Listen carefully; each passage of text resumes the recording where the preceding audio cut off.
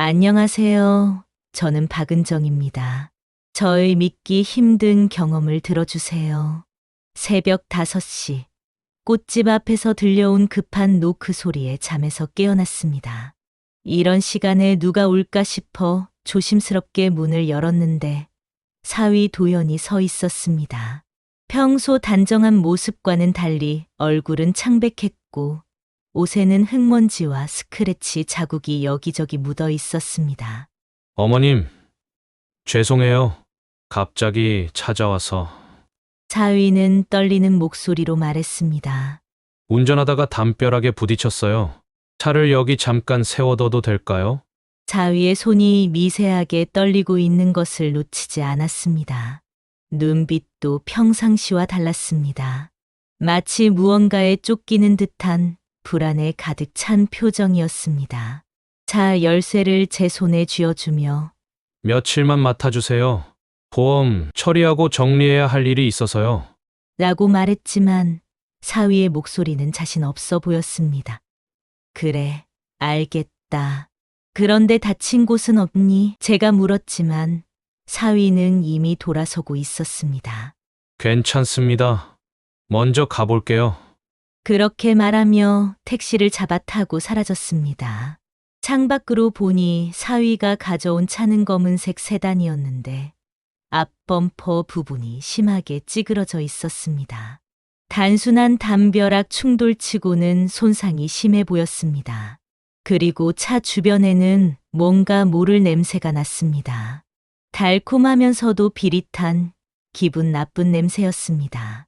사위와 딸 민서가 결혼한 지 이제 2년째입니다. 처음 만났을 때부터 예의 바르고 성실해 보이는 청년이었기에 딸에게는 좋은 남편이 될 것이라 믿었습니다. 투자 컨설팅 회사에서 일한다고 했고 수입도 괜찮아 보였습니다. 하지만 오늘 새벽의 모습은 지금까지 봐온 그와는 너무 달랐습니다. 잠을 이룰 수 없어 일찍 꽃집을 열었습니다.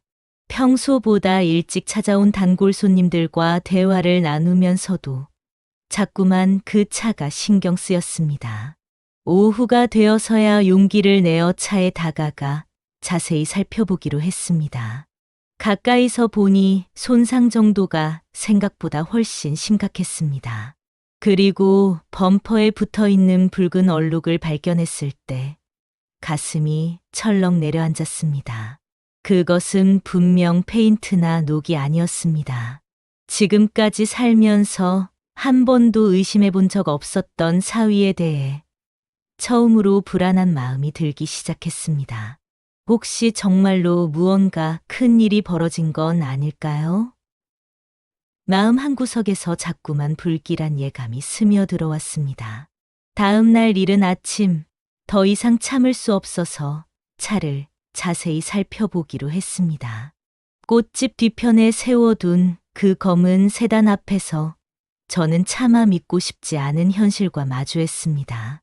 앞 범퍼의 손상은 담벼락과 부딪힌 것 치고는 너무 낮은 위치에 집중되어 있었습니다.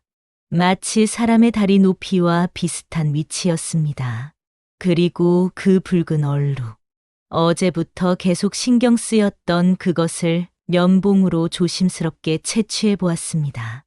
끈적하면서도 이미 굳어가는 상태였는데 냄새를 맡아보니 철 비린내가 났습니다. 이것은 분명 혈흔이었습니다. 손이 덜덜 떨렸지만 차 안도 확인해야겠다고 생각했습니다. 다행히 문은 잠겨 있지 않았습니다. 운전석에 앉아보니 시트에도 작은 얼룩들이 보였고 핸들에도 뭔가 묻어 있었습니다. 그때 대시보드에서 블랙박스를 발견했습니다. 블랙박스를 분리해서 집 안으로 가져왔습니다.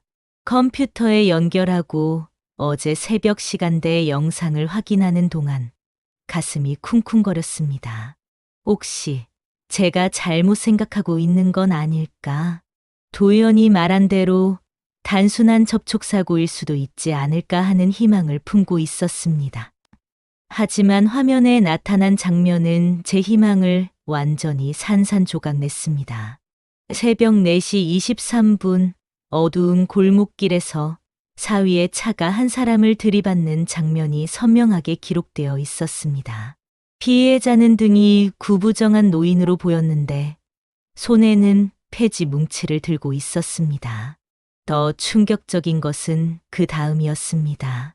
차에서 내려 피해자를 확인해야 할 상황인데 사위는 잠깐 멈췄다가 다시 차에 올라타더니 그대로 가속 페달을 밟았습니다. 뒤돌아보지도 않고 그 자리를 떠났습니다. 영상은 거기서 끝나지 않았습니다. 몇 분 후 차를 세워둔 도연이 핸드폰으로 전화를 걸고 있었습니다. 처리할 시간이 필요해. 넌 계획대로 움직이고 있어야 해. 누군가와 나누는 대화 내용이 선명하게 들렸습니다. 흔적은 내가 알아서 정리할 테니까 당분간 조용히 있어. 이게 제가 아는 사위의 모습인가요? 평소 예에 바르고 성실하다고 믿었던 그 사람이 이런 일을 저지르고도 태연하게 거짓말을 할 수 있단 말인가요? 손에 들린 마우스가 덜덜 떨렸고 화면을 보고 있던 눈에서 눈물이 흘러내렸습니다. 무엇보다 넌 계획대로 움직여라는 말이 계속 머릿속에 맴돌았습니다. 이것이 단순한 음주운전이나 실수가 아니라 미리 계획된 일이었다는 뜻인가요? 아니면 사고 후에 은폐할 계획을 세운 것인가요? 어느 쪽이든 사위는 피해자를 버려두고 도망친 뺑소니범이었습니다. 더 이상 망설일 수 없었습니다. 블랙박스 영상을 USB에 복사한 후 곧장 경찰서로 향했습니다. 신고를 하면서도 가슴이 미어지는 것 같았습니다. 제 손으로 사위를 경찰에 신고하게 될 줄은 꿈에도 생각하지 못했습니다. 경찰관은 영상을 확인한 후 즉시 수사에 착수하겠다고 했습니다. 신고해 주셔서 감사합니다. 많이 힘드셨을 텐데. 젊은 경찰관의 위로에도 불구하고 집으로 돌아가는 길은 무겁기만 했습니다. 집에 도착하자마자 딸에게 전화를 걸었습니다. 딸에게 이런 소식을 어떻게 전해야 할지 고민이 많았지만 숨길 수는 없는 일이었습니다. 민서야, 엄마인데 잠깐 집에 와봐. 할 말이 있어. 1시간 후 딸이 사위와 함께 집으로 왔습니다. 둘의 표정을 보니 이미 뭔가 눈치를 챈 것 같았습니다. 저는 떨리는 마음으로 블랙박스 영상을 보여주었습니다. 엄마, 이게 뭐예요? 딸의 목소리가 날카로워졌습니다. 영상을 보던 사위의 얼굴은 점점 창백해졌습니다. 어머님, 이건 도연아, 내가 어제 새벽에 사람을 치고 도망쳤구나. 그리고 나한테 거짓말을 했고, 제가 말하자 사위는 아무 말도 하지 못했습니다. 하지만 딸의 반응은 예상과 달랐습니다. 엄마, 도현 오빠는 절대 그럴 사람이 아니에요. 이 영상이 진짜라고 해서 오빠가 일부러 그런 건 아니잖아요.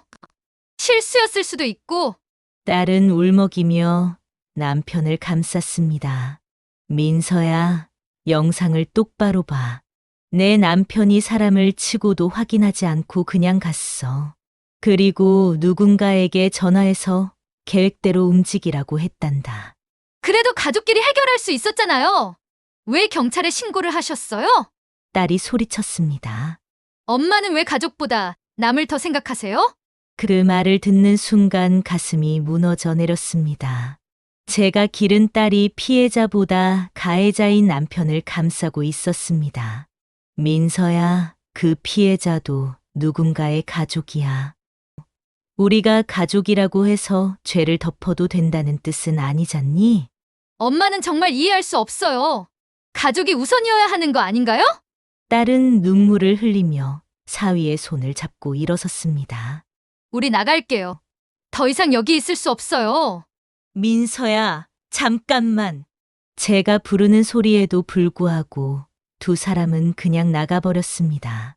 문이 닫히는 소리와 함께 집 안은 적막에 휩싸였습니다. 그날 저녁 경찰서에서 전화가 왔습니다. 피해자가 김만수라는 77세 노인이며 폐지를 모으며 생계를 이어가던 독거노인이라는 소식이었습니다. 현재 중환자실에서 생사를 오가고 있다고 했습니다.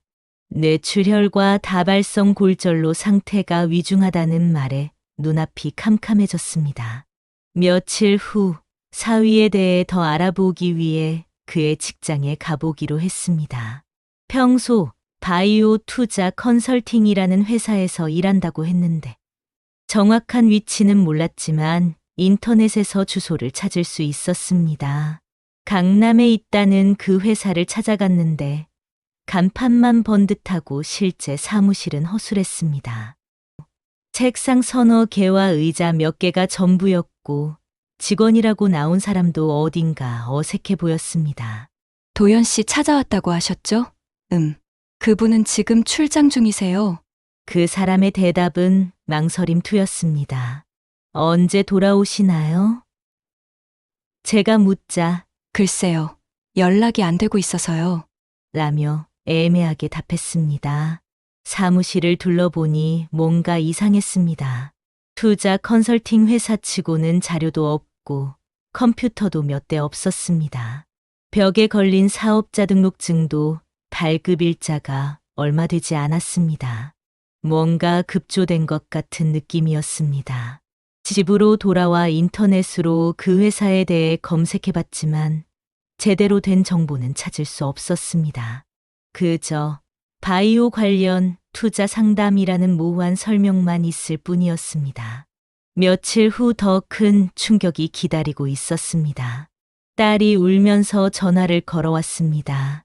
엄마, 어떻게 해요? 제 명의로 대출이 나와 있어요. 1억이나요. 급히 딸을 만나러 갔습니다. 딸은 사위가 결혼 후 서류 몇 장의 도장을 받아갔는데 그것들이 모두 대출 관련 서류였다는 사실을 뒤늦게 알았다고 했습니다. 투자 회사에서 필요한 서류라고 해서 그냥 찍어줬어요. 이런 일이 될 줄 몰랐어요.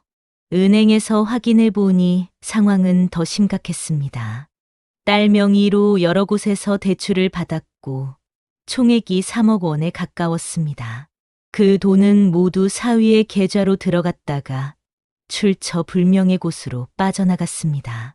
그 돈이 어디로 갔는지 아니? 제가 묻자 딸은 고개를 저었습니다. 오빠는 투자금이라고 했어요. 큰 수익을 낼 수 있는 바이오 관련 투자처에 넣었다고요. 하지만 투자 증빙 서류는 어디에도 없었습니다. 사위의 휴대폰도 꺼져 있었고 회사 동료들도 그의 행방을 모른다고 했습니다. 점점 명확해지는 사실은 도연이 처음부터 사기를 목적으로 접근했다는 것이었습니다. 며칠 후 경찰에서 연락이 왔습니다. 사위의 회사가 불법 다단계 업체였고 그는 핵심 관계자 중 한 명이라는 소식이었습니다. 수십 명의 피해자가 있었고 피해 규모는 수십억 원에 달했습니다. 딸은 가해자의 가족이면서 동시에 피해자였던 것입니다. 그제야 딸도 현실을 받아들였습니다. 자신이 사랑했던 남편이 처음부터 자신을 이용할 목적으로 접근했다는 사실을. 그리고 뺑소니 사건까지 더해져서 사위는 더 이상 숨을 곳이 없는 상황이 되었습니다. 뺑소니 피해자인 김만수 할아버지가 의식을 잃은 지 일주일이 지났습니다. 병원에서는 상태가 호전되지 않고 있다고 했습니다. 77세의 고령에 심각한 뇌출혈을 당한 터라 회복 가능성이 희박하다는 의사의 말을 들었을 때 제 마음도 무너져 내렸습니다. 할아버지의 병실을 찾아갔습니다. 의식을 잃은 채 누워 계시는 모습을 보니 눈물이 났습니다. 간병을 돌봐주는 이웃 할머니께서 말씀해 주신 할아버지의 삶은 더욱 가슴 아팠습니다. 자식들과 연락이 끊어진 채 혼자 태지를 주우며 하루하루를 버텨오셨다고 했습니다. 새벽마다 일찍 나가셔서 폐지를 주우시는데 워낙 성실하신 분이라 비가 와도 나가시곤 했어요. 할머니의 말씀을 들으니 더욱 죄송한 마음이 들었습니다. 그렇게 열심히 살아가시던 분을 제 사위가 치고 도망쳤다는 사실이 부끄러웠습니다. 딸은 이제야 현실을 받아들이고 있었습니다. 남편이 자신을 속였다는 사실도, 무고한 할아버지를 다치게 하고 도망쳤다는 사실도 모두 인정했습니다. 엄마, 정말 죄송해요. 제가 오빠를 감쌌던 거 정말 잘못이었어요. 이제라도 알았으니 됐다. 우리가 할 수 있는 일을 하자. 저는 딸의 손을 잡고 말했습니다.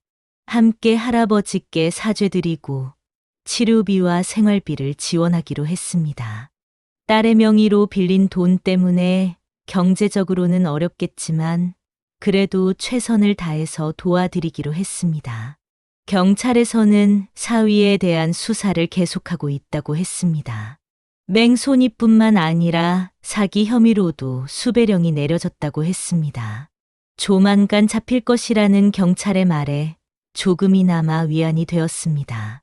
꽃집으로 돌아와 평소처럼 일을 하려고 하니 집중이 잘 안 됐습니다. 이전에 평온했던 일상은 이미 깨져버렸습니다. 하지만 절망만 하고 있을 수는 없었습니다. 남편을 잃고 혼자 살아온 지 벌써 10년이 넘었는데 이번 일로 또 다른 시련을 겪게 됐지만 포기할 수는 없었습니다. 저녁에 블랙박스 영상과 관련 증거들을 다시 한번 정리했습니다. 검찰에 추가로 제출할 자료들을 준비하면서 마음속으로 다짐했습니다. 더 이상 조용히 꽃만 가꾸며 살 수는 없다고. 이제는 진실을 밝히고 정의를 세우는 일에 제 남은 삶을 쓰겠다고 말입니다. 할아버지가 하루빨리 의식을 회복하시길 기도했습니다. 그리고 사위가 자신의 죄를 인정하고 다른 피해자와 딸에게 진심으로 사죄할 수 있기를 바랐습니다. 무엇보다 민서가 이 시련을 잘 견뎌내고 앞으로는 올바른 삶을 살아갈 수 있기를 간절히 소망했습니다. 내일부터는 새로운 하루가 시작됩니다. 더 이상 예전의 평온한 일상은 아니겠지만 그래도 제가 할 수 있는 일들을 하나씩 해나가겠습니다. 진실을 밝히고 피해자를 돕고 딸을 지키는 일. 그것이 지금 제게 주어진 사명이라고 생각합니다.